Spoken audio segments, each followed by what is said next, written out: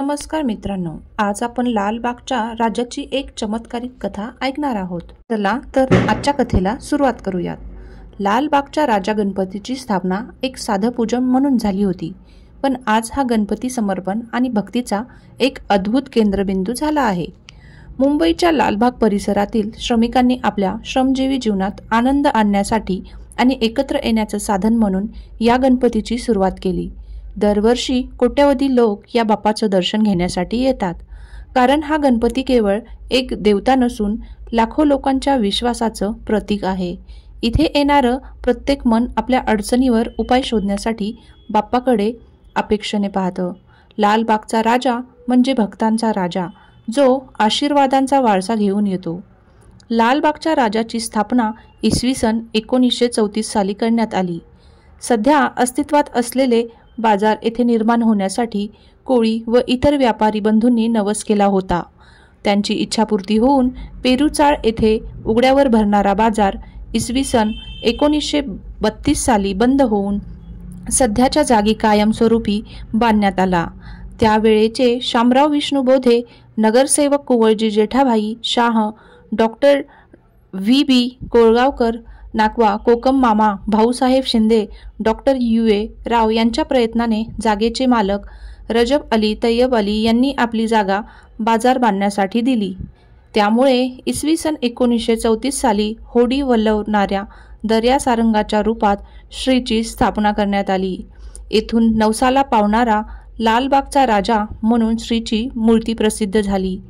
लालबागच्या राजाचा इतिहास 1934 साली सुरू झाला, जेव्हा लालबाग परिसरातील कामगारांनी आपल्या समस्यांवर मात करण्यासाठी गणेश उत्सव साजरा करण्याचा निर्णय घेतला.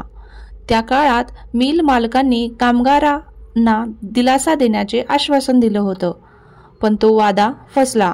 या विरोधात श्रमिकांनी एकत्र येऊन गणपती बाप्पाच्या पूजनाचा आरंभ केला, ज्यातून लालबागच्या राजा गणपतीची प्रतिष्ठापना झाली. लालबागच्या राजाचं वैशिष्ट्य म्हणजे या गणपतीला असणारी अढळ भक्ती आणि श्रद्धा. हा गणपती दरवर्षी लाखो भक्तांना आकर्षित करतो. बाप्पाला नवसाचा गणपती असंही म्हटलं जातं, कारण लोकांची श्रद्धा आहे की इथे केलेला नवस पूर्ण होतो. लालबागचा राजा केवळ गणपती पूजा पुरता मर्यादित न राहता मुंबईतील सर्वात मोठ्या आणि प्रसिद्ध गणेश उत्सव पैकी एक बनला आहे.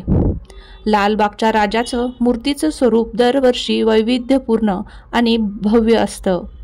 कलाकार आणि मूर्तिकार हे प्रत्येक वर्षी वेगळ्या थीम्सचा वापर करून मूर्त्या तयार करतात, ज्यामुळे बाप्पाचं रूप नेहमीच नवीन असतं.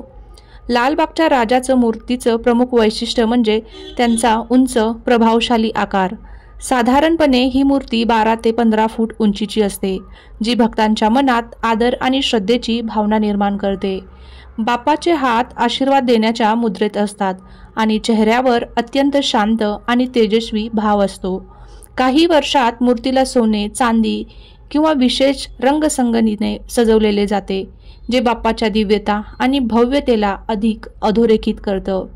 लालबागचा राजा सार्वजनिक गणेश उत्सव मंडळाचे कार्य केवळ गणेश उत्सव साजरा करण्यापुरते मर्यादित नसून ते सामाजिक आणि धार्मिक सेवेतही मोलाचे आहे. मंडळ विविध सामाजिक उपक्रम राबवून समाजासाठी एक आदर्श ठरले आहे. वैद्यकीय सेवा मंडळात रक्तदान, आरोग्य तपासणी आणि नेत्र शिबिरे आयोजित करते.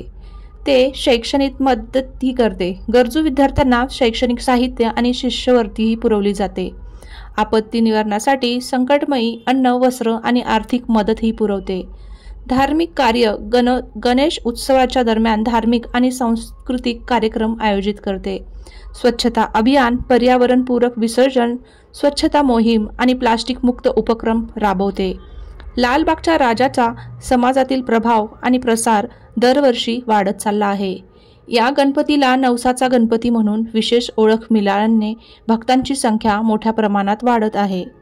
माध्यमांमधील प्रसार, टीव्ही, रेडिओ आणि सोशल मीडियाच्या माध्यमातून गणेश उत्सवाची माहिती जगभर पसरते.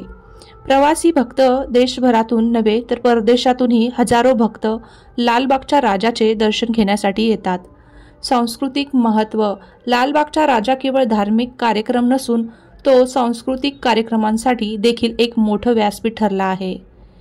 सामाजिक एकता विविध समाजातील लोक या उत्सवात एकत्र येऊन श्रद्धेने सहभागी होतात, ज्यामुळे सामाजिक ऐक्य वाढते.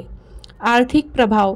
गणेश उत्सवाच्या काळात व्यापारी, हस्तकला आणि स्थानिक व्यवसायांना मोठा फायदा होतो, ज्यामुळे उत्सवाचा आर्थिक प्रभावही महत्त्वाचा ठरतो.